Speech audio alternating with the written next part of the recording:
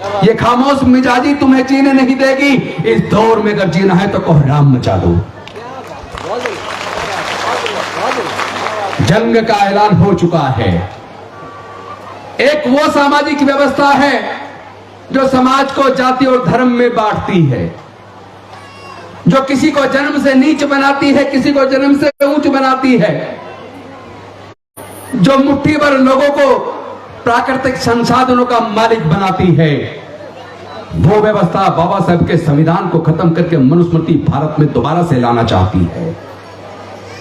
एक दूसरी सामाजिक व्यवस्था है जो समता, स्वतंत्रता, बंधुता, न्याय, प्रज्ञा, शील, करुणा और मैत्री पर आधारित है, जो भारत में बाबा साहेब के संविधान से बनी है, जो भारत के हजारों करोड़ों लोगों की गुलामी को दूर करके भारत को विकास के रास्ते पर लेकर आई है। अब आपको तय करना है दोनों में से एक रास्ता।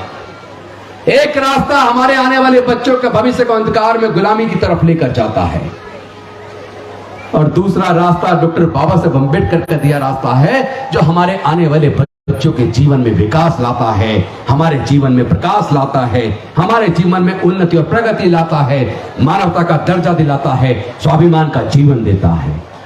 अब आपको तय करना आपको कौन सा रास्ता चाहिए। मैं आपसे पूछना चाहता हूं, आपको डॉक्टर बाबा साहेब अम्बेडकर का रास्ता चाहिए या गुलामी का रास्ता चाहिए? बाबा साहेब अम्बेडकर का रास्ता तो त्याग और तपस्या का और बलिदान का है। क्या आप लोग बलिदान देने के लिए तैयार हैं? तो लड़ने की तैयारी कीजिए। यह लड़ाई तीर तलवार की नहीं है। यह लड़ाई हथियारों से, औजारों से नहीं लड़ी जाएगी। ये लड़ाई विचारधारा की है। एक विचारधारा विषमता पर आधारित है,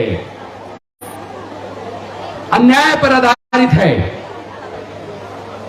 मनुस्मृति पर आधारित है, और दूसरी विचारधारा जो समता पर, न्याय पर, करुणा पर, मैत्री पर आधारित है।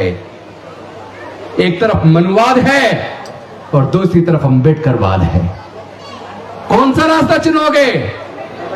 जो लोग अम्बेडकरवाद का, मानवतावाद का, न्याय का रास्ता चुनना चाहते हैं, वो दोनों हाथ खड़े करेंगे।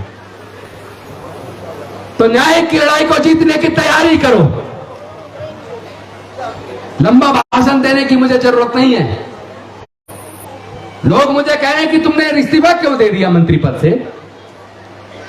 अरे ये कुर्सी डॉक्टर बाबा साहेब अम्बेडकर की दी हुई है। बाबा साहेब के विचार को आगे बढ़ाने के लिए ऐसी हजारों कुर्सी कुर्बान हैं, और ये कुर्सियां छोटी चीज है। अगर बाबा साहेब की दी हुई इस न्याय की लड़ाई को आगे बढ़ाने के लिए अपनी जान की कुर्बानी देनी पड़े तो हम उसके लिए भी तैयार हैं। आजकल कुछ नकली साधु महात्मा पैदा हो गए, नकली संत। हर रोज लोगों की गर्दन काटने पर करोड़ रुपए का, 50 लाख रुपए का, 10 करोड़ का इनाम घोषित कर रहे हैं। ऐसे नकली संतों को मैं कह देना चाहता हूं, हजार हराम का खा खाकर तुम्हारे पेट मोटे हो गए हैं। ये समाज तुम्हें उसी जगह पहुंचा देगा जहां से तुम आए हो। तुम चोर और लुटेरे हो।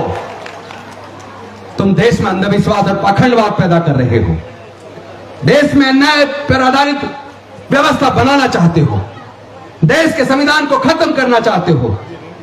अमानवीयता को दोबारा से भारत में लाना चाहते हो। प्रगति के रास्तों को बंद करना चाहते हो। भारत को फिर से अंधकार में ले जाना चाहते हो। अब भारत के लोग समझदार हो गए हैं। भारत फिर से अंधकार की तरफ नहीं जाएगा। तथागत बुद्ध ने भारत को प्रकाशित कर दिया, प्रकाशमान कर दिया। अब हम इस प्रकाश को पूरी दुनिया में फैलाएंगे। ये 22 प्रतिज्ञाएं केवल भारत को नहीं, पूरे दुनिया को बचाएंगी।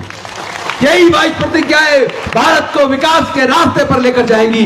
अब तो कोने कोने में गांव के ये 22 प्रतिज्ञाएं होंगी। आने वाले समय में भारत चल पड़ा है अब बुद्ध की ओर। अब भारत चल पड़ा है बुद्ध की ओर। बुद्ध की ओर चलने का मतलब है समता, स्वतंत्रता, बंधुता, न्याय, प्रज्ञा, करुणा और मैत्री पर आधारित एक ऐसा समाज जहां सब लोग बड़े प्यार के साथ, शांति के साथ, आपस में प्यार बांटते हुए, एक दूसरे के सम्मान करते हुए, एक दूसरे के अधिकार की इज्जत करते हुए, अपने देश को, भारत को प्राथमिकता देते हुए, क्योंकि हमें सबको ये स्वीकार करना चाहिए, हमें इस बात पे गर्व करना चाहिए कि हम भारतीय हैं। जाति और धर्म पे जाति और धर्म पर जो लोग कहते हैं कि मैं हिंदू हूं, मैं मुसलमान हूं, मैं ब्राह्मण हूं, इस बात पे गर्व है। अरे गर्व ही करना तो भारतीय होने पर करो।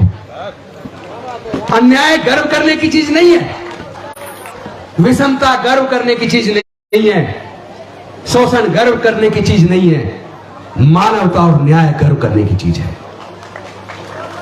तो भारत पे गर्व करो, भारतीय होने पर गर्व करो। इन्हीं शब्दों के साथ, क्योंकि आप वैसे ही 5-6 घंटे से बैठे, मैं लंबा भाषण नहीं दूंगा, वरना 40-50 मिनट लगते हैं अपनी बात को पूरी तरीके से समझाने में।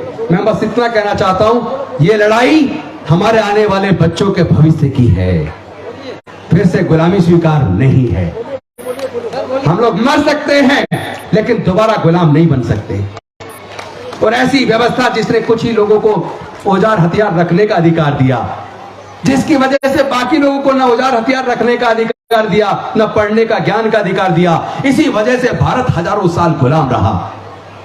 क्योंकि अब तथागत बुद्ध का ज्ञान और बाबा साहब का मार्गदर्शन हमें मिल चुका है, तो अब फिर से भारत को हम लोग गुलाम तो नहीं होने देंगे। इसी संकल्प के साथ मैं अपनी वाणी को विराम देता हूं। बहुत बहुत धन्यवाद। जय भीम, जय भारत, नमो बुद्धाय।